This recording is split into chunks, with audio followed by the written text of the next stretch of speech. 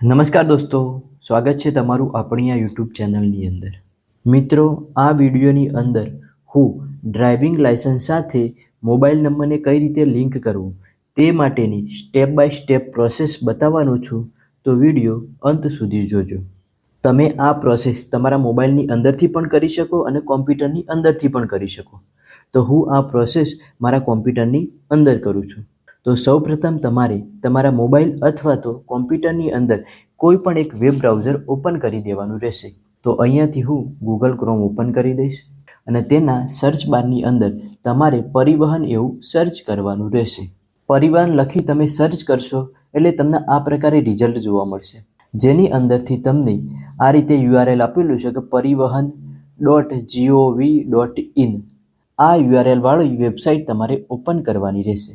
એટલે આ પ્રકારે પરિવહનની વેબસાઇટ ઓપન થઈ જશે અને જેની અંદર તમને એક પોપઅપ જોવા મળશે. અહીંયા તમને લખીને આપ્યું છે અપડેટ યોર મોબાઈલ નંબર, એટલે કે તમારો મોબાઈલ નંબર અપડેટ કરો. જો અપડેટ ના કરવો હોય તો અહીંયા તમને ક્રોસ આપ્યું તેના પર ક્લિક કરી અને આ પોપઅપને તમે બંધ પણ કરી શકો છો. હવે તમારો મોબાઈલ નંબર અપડેટ કરવા માટેના તમને ટોટલ અહીંયા બે ઓપ્શન આપેલા છે. એટલે કે તમને આ રીતે બે QR કોડ જોવા મળશે. એકના નીચે લખ્યું છે વાહન અને બીજાના નીચે લખ્યું છે સારથી.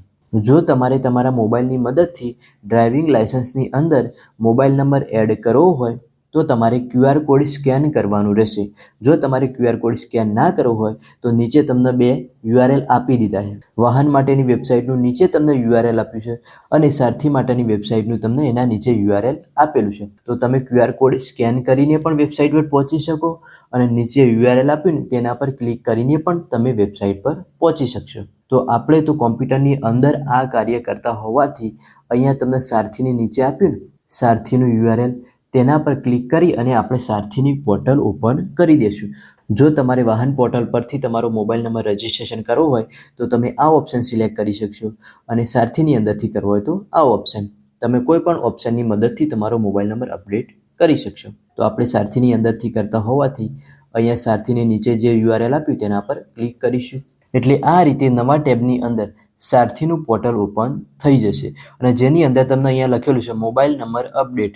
તો મોબાઈલ નંબર અપડેટ માટેનું અહીંયા તમને ફોર્મ જોવા મળશે જે તમારે ભરવાનું રહેશે. તો અહીંયા તમને પહેલો જ ઓપ્શન આપ્યું છે DL નંબર. DL એટલે કે તમારું ડ્રાઇવિંગ લાયસન્સ નંબર.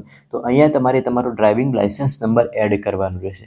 તમારા ડ્રાઇવિંગ લાયસન્સ નંબર પર જે આપેલો હોય એ નંબર તમારે એડ કરવાનો રહેશે. તો નંબરની અંદર તમને લખેલું હશે અહીંયા કે પહેલાં લખેલું છે GJ, ગુજરાતની અંદરથી કઢાવેલું હોવાથી આપણને GJ લખેલું હશે. જે તમારું હોય તે લખવાનું. પછી અહીંયા તમારા જિલ્લાનો કોડ આપેલો છે તો મારા GJ2. ત્યારબાદ તમને સ્પેસ આપેલો હશે તો તમારે સ્પેસ કરવાનું રહેશે અને જે રીતે તમને નંબર આપ્યો હોય એ પ્રમાણે તમારે નંબર લખવાનો રહેશે. ત્યારબાદ અહીંયા તમારે તમારી જન્મ તારીખ લખવાની રહેશે. જન્મ તારીખ લખવા માટે અહીંયા તમે ક્લિક કરશો ને એટલે આ રીતે કેલેન્ડર ખુલશે. તો કેલેન્ડરની અંદરથી પહેલાં તમારે તમારું જન્મનું વર્ષ સિલેક્ટ કરવાનું રહેશે. ત્યારબાદ જન્મનો મહિનો અને ત્યારબાદ અહીંયાથી તારીખ સિલેક્ટ કરવાની રહેશે. જો તમારે અહીંયા લખ્યું હોય તો ડાયરેક્ટ લખી પણ શકશો. ત્યારબાદ અહીંયાથી તમે જે રાજ્યની અંદરથી એટલે કે તમારું ડ્રાઇવિંગ લાયસન્સ જે રાજ્યની અંદરથી કઢાવેલું હોય તે રાજ્ય સિલેક્ટ કરવાનું રહેશે. તો અહીંયાથી આપણે ગુજરાત સિલેક્ટ કરી દઈશું. ત્યારબાદ અહીંયા તમારે કેપ્ચા લખવાનું છે. તો અહીંયા બાજુમાં તમને જે કેપ્ચા આપ્યું એ કેપ્ચા તમારે અહીંયા લખી દેવાનું રહેશે. કેપ્ચા લખાઈ જાય ત્યારબાદ નીચે આપ્યું તમને સબમિટ, તેના પર ક્લિક કરવાની રહેશે. સબમિટ બટન પર તમે ક્લિક કરશો એટલે આ રીતે એક ઓથેન્ટિકેશન માટેનું પેજ ખુલશે, જેની અંદર અહીંયા તમને બે ઓપ્શન આપેલા છે આધાર નંબર અને વર્ચ્યુઅલ ID. તો તમારે તમારું ઓથેન્ટિકેશન કોઈ પણ એક ડોક્યુમેન્ટની મદદથી કરવાનું રહેશે. તો આપણે અહીંયા આધાર કાર્ડની મદદથી કરવાનું હોવાથી અહીંયાથી આધાર કાર્ડ પર ક્લિક કરીશું. ત્યારબાદ અહીંયા તમારે તમારો આધાર નંબર લખવાનો રહેશે. આધાર નંબર લખ્યા બાદ અહીંયા તમને બાજુમાં એક બટન આપેલું છે જનરેટ OTP. તેના પર તમારે ક્લિક કરવાની રહેશે. તેના પર તમે ક્લિક કરશો એટલે તમારા આધાર કાર્ડ સાથે લિંક મોબાઈલ નંબર પર એક OTP આવશે, જે OTP તમારે અહીંયા લખવાનું રહેશે. OTP નંબર લખ્યા બાદ અહીંયા તમને ટર્મ એન્ડ કન્ડિશન આપેલી છે જે તમારે વાંચી લેવાની રહેશે. વાંચ્યા બાદ અહીંયા તમને જે ચેકબોક્સ આપ્યા તેના પર ક્લિક કરવાની રહેશે. એટલા માટે ચેકબોક્સ આપેલા છે કે તમે આ ટર્મ એન્ડ કન્ડિશન વાંચી લીધી. ત્યારબાદ અહીંયા નીચે તમને આપ્યું ઓથેન્ટિકેટ, તેના પર તમારે ક્લિક કરવાની રહેશે. તેના પર તમે ક્લિક કરશો એટલે તમારી આધાર કાર્ડની ડિટેલ બધી અહીંયા તમને જોવા મળશે. તો તે તમારે વેરીફાઈ કરી લેવાની રહેશે. વેરીફાઈ કર્યા બાદ અહીંયા નીચે તમને આપ્યું પ્રોસીડ તેના પર ક્લિક કરવાની રહેશે. પ્રોસીડ પર તમે ક્લિક કરશો એટલે અહીંયા તમારા ડ્રાઇવિંગ લાઇસન્સની બધી જ ડિટેલ તમને જોવા મળશે. તમારા લાઇસન્સનું નેમ, તમારા ફાધરનું નેમ, લાઇસન્સનો નંબર, તમારી જન્મ તારીખ અને જો કોઈ મોબાઈલ નંબર એડ હશે તો તે તમને બતાવશે. ત્યારબાદ બાજુમાં તમને એક પ્રોસીડ નામનું બટન આપેલું છે, તેના પર તમારે ક્લિક કરવાની રહેશે. તેના પર તમે ક્લિક કરશો એટલે નવો મોબાઈલ નંબર એડ કરવા માટેનું એક પેજ ખુલશે, જેની અંદર અહીંયા તમારે જે નવો મોબાઈલ એડ કરવાનો હોય અથવા તો કરેલો ના હોય તે નંબર તમારે અહીંયા એડ કરવાનો રહેશે અને ફરીથી તમારે અહીંયા તેને કન્ફર્મ કરવાનું રહેશે. ત્યારબાદ નીચે તમને આપ્યું પ્રોસીડ, તેના પર ક્લિક કરવાની રહેશે.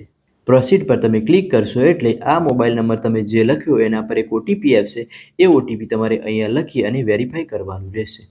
વેરીફાઈ પર તમે ક્લિક કરશો એટલે નીચે તમને એક મેસેજ જોવા મળશે કે ઓટીપી વેરીફાઈ સક્સેસફુલી. તો અહીંયાથી ફરીથી તમારે પ્રોસીડ પર ક્લિક કરવાની રહેશે.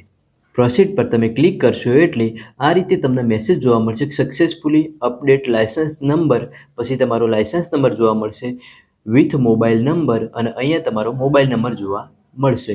તો આ રીતે તમે તમારા લાઇસન્સની અંદર ઘર બેઠા તમારો મોબાઈલ નંબર એડ કરી શકશો. જો વિડીયો ગમ્યો હોય તો તેને લાઈક કરો, તમારા મિત્રોને શેર કરો અને આવી જ માહિતી માટે અમારી ચેનલને સબસ્ક્રાઈબ કરો. જય હિન્દ, જય ભારત.